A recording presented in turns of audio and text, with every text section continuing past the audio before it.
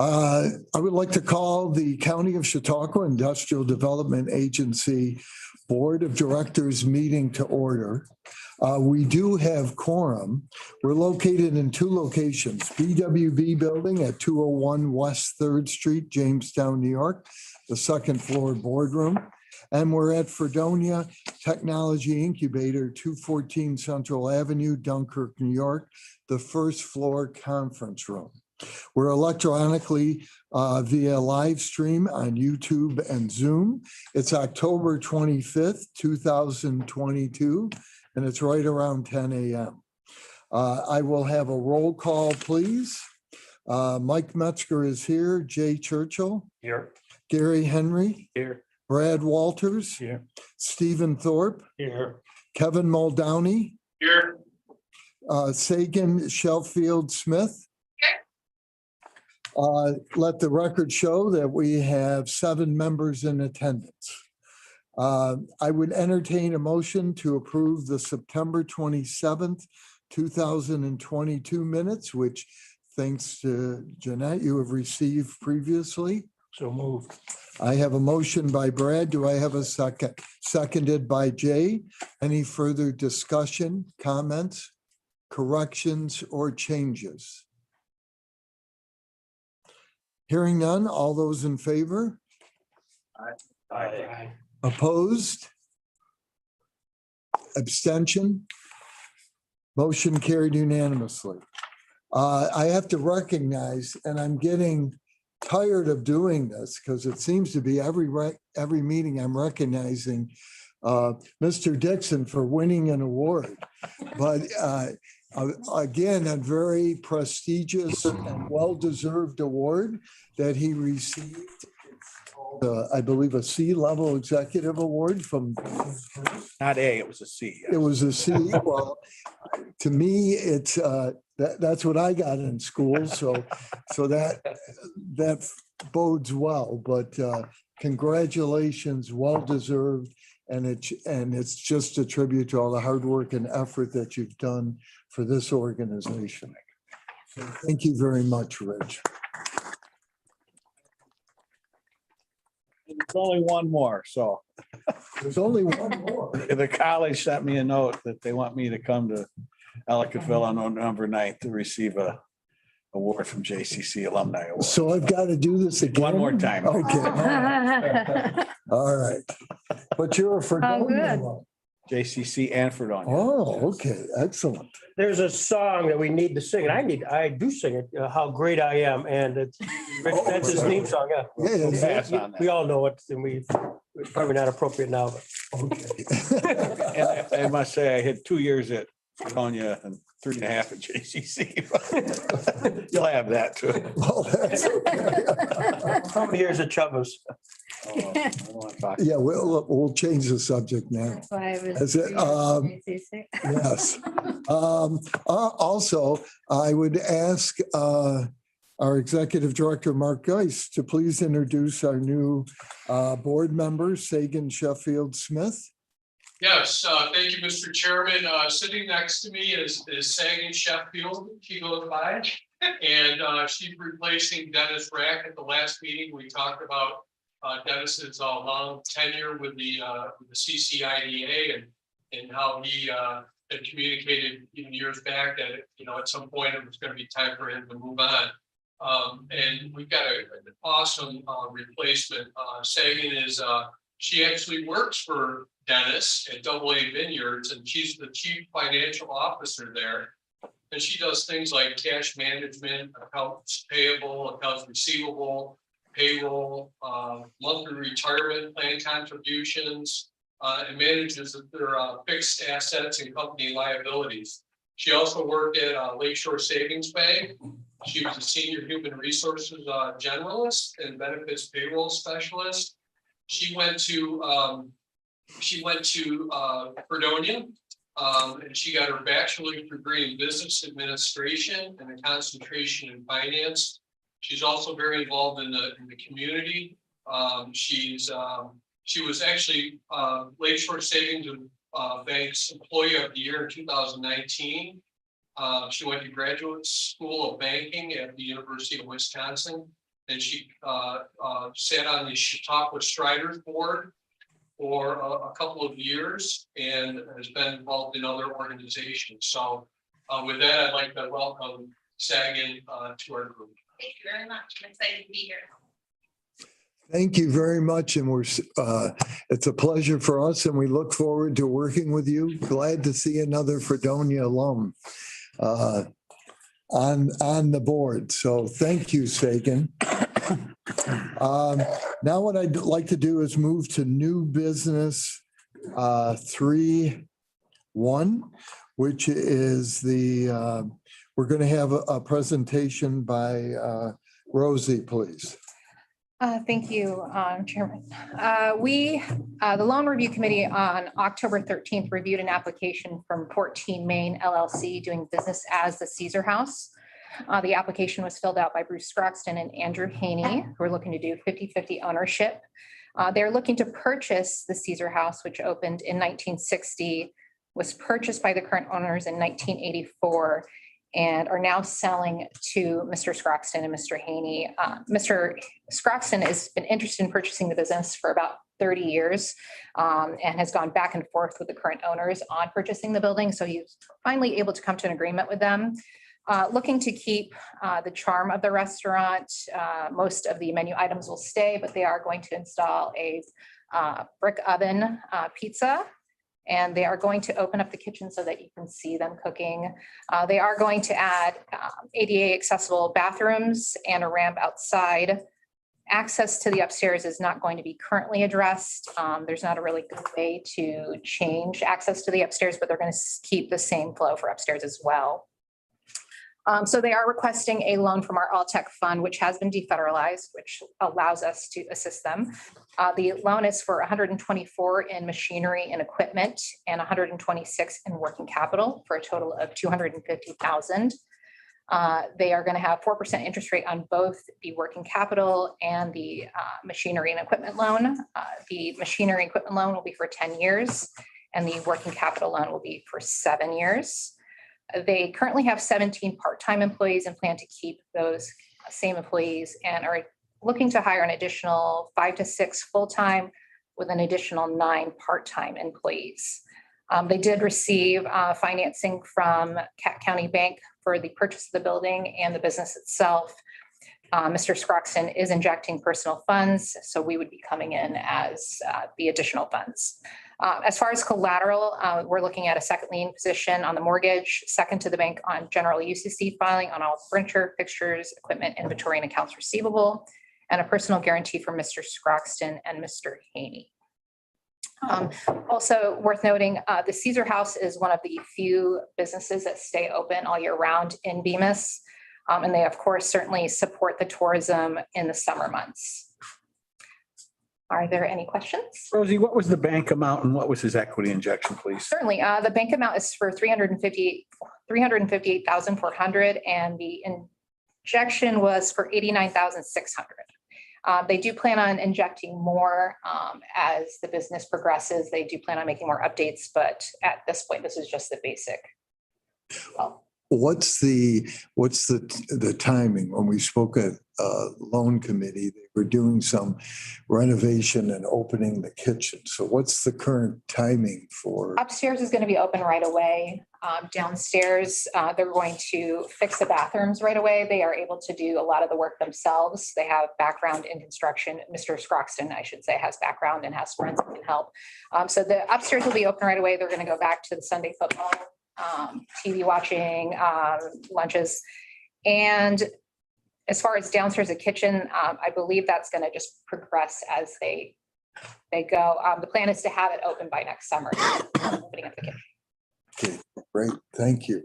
And you know, Mike, I just add, very exciting for Bemis with that project, with the Hotel Linhart. And also Rosie has been working with the owners of the building on the corner right across from the Fish and right across from Ellicottville for the tapas bar. She's been working on getting them a grant from OCR and they're going to be open there too. So That will be. Bemis will have some nice things going on there. Excellent. Yeah, That was the yeah. old gas station. Yes, the old gas station. Yeah. So like Rich said, tapas bar, wine bar, a bakery, and then I believe they'll have Airbnbs upstairs or apartments.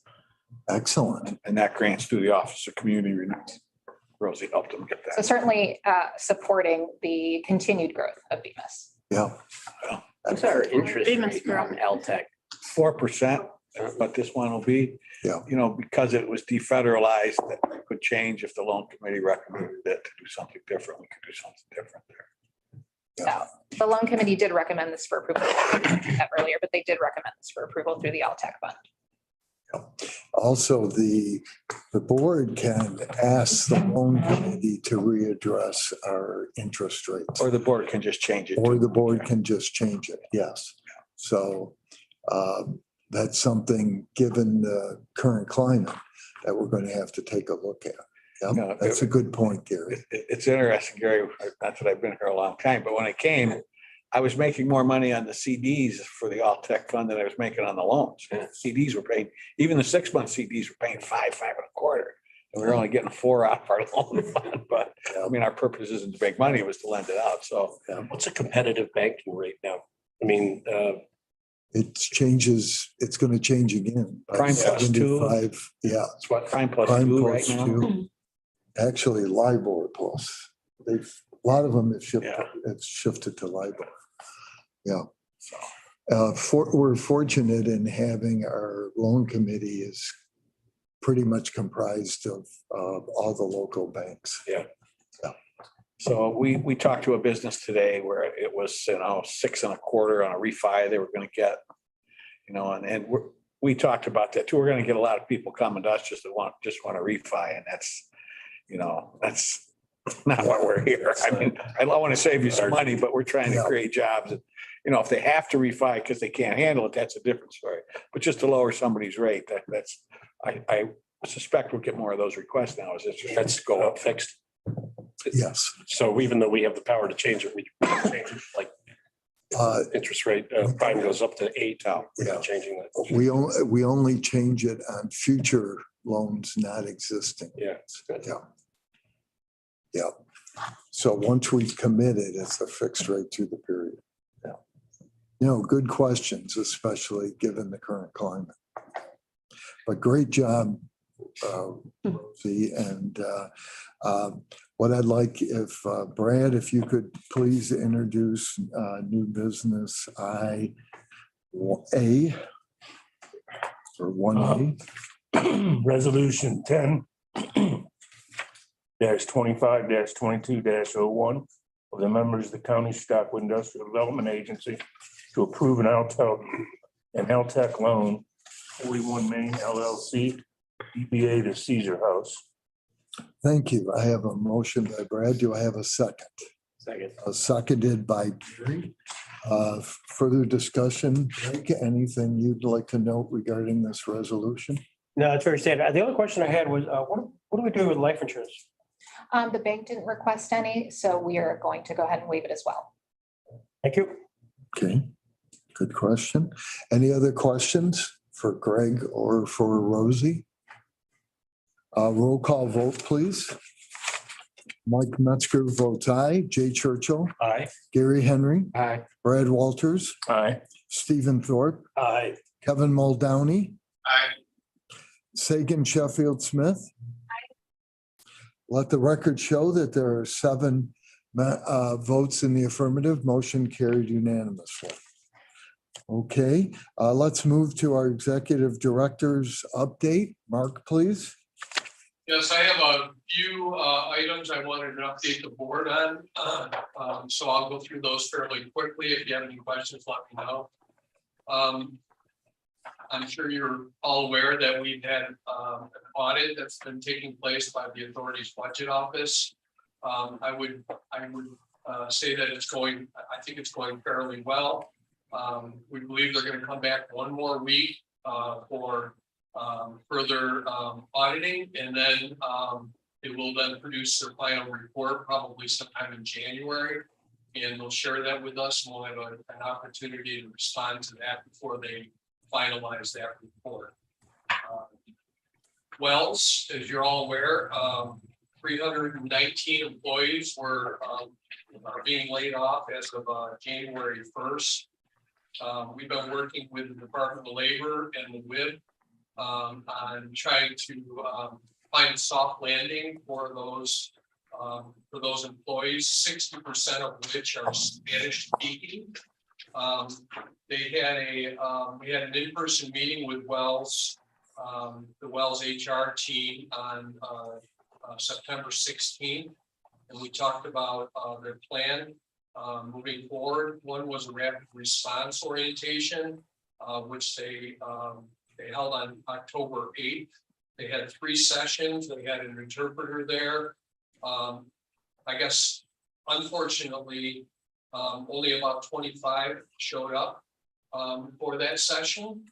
But then they are also doing individual resume assistance, helping the affected workers create or tune up the resumes.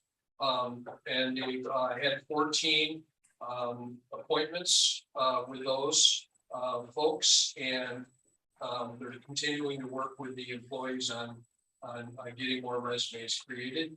And then on December 1st, they're going to have a job fair, and they're going to invite the local manufacturers to this job fair, invite the affected employees, and do like a matchmaking session where these employers will be looking for certain types of individuals, and they'll be able to go there and with their resumes in hand, and hopefully find gainful employment there. So I guess the good news is that there are a number of employers who are looking for people, no question about it, and we're trying to help these affected employees. Wanted to give you an update on Electrovia. As you're aware, they purchased the Heidenheim building, and I had notes here already. So they purchased Heidenheim building. We gave them, I want to say back in several months ago, we approved a mortgage tax exemption, recording exemption for that purchase. We've been working with them for a couple of years, year and a half at least, on putting a project together. Of course, there's a big confidentiality component to what we do, and of course they announced in October that they were in fact moving ahead with setting up a lithium-ion battery technology and manufacturing company at the Heidenheim building, which is in Mason Industrial Park. And they're going to be producing cells and batteries there. The Heidenheim building is 137,000 square feet. It sits on 52 acres. And their intent is to manufacture these batteries with 100% renewable energy. The state provided them Excelsior job program benefits, and they also received, that was $4 million worth of tax credits, and then they also received $2.5 million through the Regional Council Capital Fund Program, ESD. They're going to be creating 250 new jobs, and they expect to produce more than 1 gigawatt of battery and energy storage systems over the next 5 years. And so 250 new jobs, I think I said that. So, and they also got in July, they got a New York Power Authority allocation of 1.5 megawatts of low-cost hydropower under the Power Authority's Industrial Economic Development Program. And finally, they're looking at investing about $75 million in that plant. And they expect to open in phases starting in late 2023. That's really good news. Of course, that building has been for several years. It's a beautiful building. And I'm glad that we could be a part of bringing that back to life. The White Inn, as you know, Steve St. George purchased that building. He's going to be bringing it back to life. He's going to be investing to $4.5 million or so in that building. Nate's been very involved. He's been the program manager on that. He's done a great job. They received an ESD grant for just under $520,000 back in July. They're still waiting for their letter from them, which is sort of holding up them doing any work at this point. And then about a week and a half ago, they submitted a Restore New York grant application for $1.5 million. And they're also working on an OCR grant for it and perhaps historic tax credits, but we'll see how that goes. So that's moving along. And again, they're waiting to get official notice from ESD before they move ahead with anything. So you might not see stuff happening there for a little bit yet. The other thing I wanted to mention was Dan Heitzenreiter is going to be replacing Hans Auer on our board. That should be confirmed tomorrow night at the legislature meeting. If you don't know Dan, he's a great guy. He's the president of the countywide Chamber of Commerce. He worked in the county executive's office. Really good guy. And I'm really psyched to have him join our board. So at the next meeting, I'll introduce him. So that's all I have, unless anybody has any questions. I've got one, Mark. I heard you say Wells was laying off 319. Yeah. How many are they retaining? I think they were north of 700. Do you know, Rich, off the top of your I head? think that's about right, Mark. Yes, It was less than half, I think, yeah. Yeah, a little less than half. You know, the whole thing there was they had 26 production lines, 5 of which were the new lines that we helped them with. And those 5 lines were producing more than the other 21 lines put together. Oh. So according to them, they were throwing away a lot of product and they weren't satisfied with the quality, and it wasn't economical for them to continue on with those other 21 lines. I think they're going to actually keep one of those old lines, so they're going to keep 6. And over the next year and a half, they're going to assess how those are doing and look to potentially invest in some new lines in Dunkirk.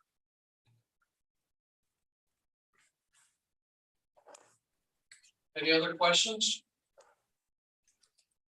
Thank you, Mark. Any questions for Mark? Let's move now to the treasurer's report. C-level executive Dixon, please. Okay, as just a few comments, as we discussed last meeting, we had received a letter that I gave to the board from the Authority Budget Office requesting as we move forward that the Chautauqua Region Economic Development Corporation would be separated out of the IDA's report. We talked about that. I think that's a good thing as far as the reporting goes. It will create a little more work. We will have to have a critic board meeting every month now, as well as an IDA meeting, but probably just to review the financials if there's not a lot going on. So for the rest of this year, we're going to keep the reporting as it is. I will be have the critic meeting today. We'll be approving that budget separate from the IDA budget. And then when we start, Mike, in January, we review the end of the year. February, we don't have a report. March, we approve the audit. And then in April, we look at the first quarter of the year. That first quarter of the year, we'll be looking at 2 separate budgets and 2 separate reports. But until then, we're going to have one. So we have in front of us the balance sheet. You should note as you've always reported critic as part of your report. Correct. Yes. We had an original letter from the Authority Budget Office that said critic was a component unit of the IDA and it should be included on the IDA report. They've changed their mind. So they're going to do that. So on the balance sheet, just a couple things I want to mention. IDA is in pretty good shape, doing well there. the Northern Chautauqua Industrial, we received $291,000 from the county capital fund and $1.5 million from the ARPA money for industrial park. I know there's been some articles in the paper about this, and Mark and Nate and his team have been working diligently on identifying parcels, and Mark will talk a little bit more about that later. So that's a good chunk of money in there to acquire some property and to, do some work getting those ready. The All-Tech, as you can see, we have some cash in that fund. Loan requests are not as robust as they have been, Mike. I don't know. Everybody's got a lot of money, and I hear the same thing from the banks that they're not knocking the door down at the bank to borrow money either. So the CARES Act, there's a little money there, and everything else seems to be rolling nicely. Everything's in good shape there. We turn to the next page, which is the revenue and expense. Hey, Rich, Yes, Mark. did we also want to say anything about that under total equity and the CCIDA? Sure. Needing $350,000 for the development of shovel-ready sites. If we go back to the balance sheet, Mark and I have been discussing, you can see we have equity of prior to this year of $3.5 million. We would be probably coming back to the board next month, Mike, with a request to have the board designate $350,000 of that fund balance to also go into shovel-ready sites and all that comes along with that, investigation, phase ones, archaeological, whatever, to identify that. So we're going to be working with Greg and Mark and Nate to get a resolution and with you, and we'll bring that to the next board meeting. And the board could change that at any time, but it would show on the statement that the board is aware of the need for shovel ready and that we are setting aside some money for that. So that will come at the November meeting. Good enough, Mark? Yep. Okay. All right, so turning to the revenue and expense. We've already, the IDA is in pretty good shape here through the end of the year. We've got a couple big projects that if they close, it's always that timing thing. Do they close or not close? The big one is the solar farm in Ripley. Quite a substantial amount of revenue there if that comes in. If it waits till January, we fall a little short, but we get it in January. So everything else is in good shape. And as you can see on this report right now, the IDA, actually everything over to the CARES Act, if we drew a line right down there, is the IDA. The last two columns, credit and CPEG, are all under the auspices of credit. So we will be separating these reports next year, and we have separate budgets for those to be approved this year. But everything is in good shape. Nate and Mark have done a fantastic job with the grants from a variety of different sources for some exciting projects that they're doing. Next, we'll turn to the revenue and expense, just the budget, the variances, and the proposed budgets for 2023. Again, this year are doing quite well because of a lot of grant income. Everything is doing okay. We have some variances. Revenue is all pretty good. We're over on the variances there. Down below, we did have some professional fees that were part of the grant work for Critic that are higher than expected, and that's basically due to timing, but the revenue comes along with that, Mike, so we're okay there. And that's same with the grant expense down below. That's just some of those grants went out quicker than we had expected. And then the last two columns are the proposed budgets for the IDA for 2023. Administrative and application fees, I have at $650. That's pretty conservative. We do have another $1,830,000 coming for the North County Industrial. We have another $210,000 coming for broadband. Our interest income now will be about the same as it had been budgeted. The only difference between that $609,800 and the $611 we budgeted this year, the $50,000 to the right is the interest we get on our loans from Critic. that'll be out of the IDA now. Yes. So in total, we will be getting more. As we make the new loans for the CARES Act, that interest rate will go to 4%, to Gary's point. And June 30th came, we finished the disbursement phase of the CARES Act money, and that interest rate was 2.44%. Any loan we make after June 30th reverts to the Alltech plan, which will become the CARES plan, where, it will require owner equity, it will require bank participation, and the interest rate goes to 4% on that. So I think we're going to look to have another good year next year. A lot of exciting things going on in the IDA, and so Mike, the only motion I would need today, if there's more questions, is to approve the budget. Hey, Rich, Yes, Mark. if I could just add two things. One is under professional fees in the 2023 budget. We included an additional $75,000 to either hire a compliance officer or work with a consultant who will help us to, do what's necessary to address the AVO's recommendations based from their audit. And then the other thing is we put an extra $75,000 in publicity and promotion versus 2022. And that's, we're teaming with the partnership to do a website update and redesign and also branding for the county. And again, that the website update is addressing, again, what the ABO has come back to us and suggested that, our website could be more user-friendly, more transparent, et cetera. So I wanted to bring that to the attention of the board as well. Yeah, and as Mark said, on the website, we need to create a separate critic portion of that and put all those resolutions separate from, right now, we kind of mix it all together. So yeah, we'll require a little revamping there as well. So.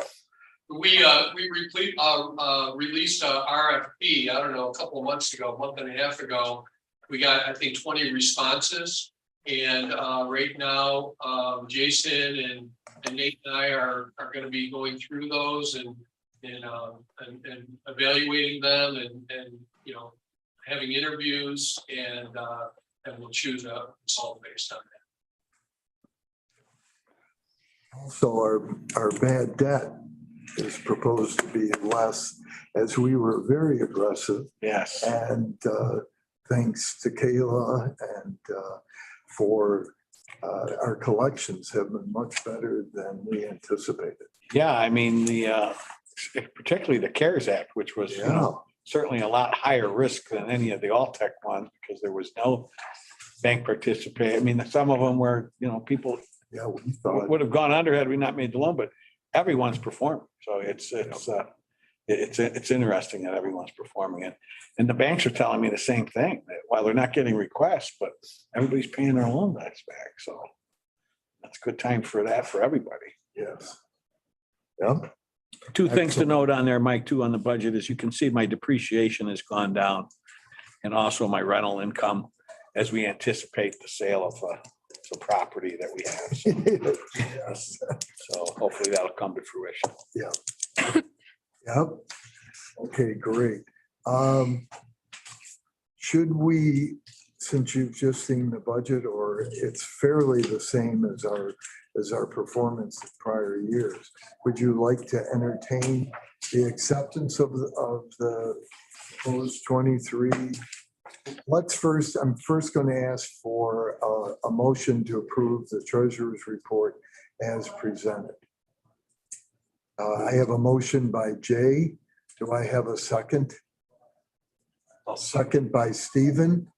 Any further discussion on the treasurer's report? Excellent job as always, Rich. Thank you. Mike. Hearing none. All those in favor? Aye. Opposed? Abstain? Motion carried. What's the board's feeling on moving on the budget today or waiting to the next meeting? I have to Oh, do you have a timetable? The state of New York requires me to submit my budget to them by November 1st for both Critic and the IDA. Okay, well, then that makes it easy. I will say that Kayla and I will have this a month earlier next year. We've always done it in October. But because it is so complicated, we'll probably get it to the board in September next year. It just gives me a little more time if I wait to know what's going on because it's, Well, but still, we always change our budget in July anyway, or August after we review the June numbers, and we don't have to report that to the state. If we change our budget, the requirement is that we give them our best guess on November 1st of what the next year is going to and be. in So, fairness, you've been going through a very rigorous audit. yes, we have. Very rigorous. So no problem. All right, I'll ask for a motion to approve the CCIDA budget. And let's do them under the same motion in the credit budget as presented. I have to do the Critic budget under Critic, Mike. Oh, So I have to do a separate one for that. okay. Sorry. No problem. It's part of the separation. I keep forgetting. So just the CCIDA budget. So moved. So moved. Thank you. By Gary, do we have a second?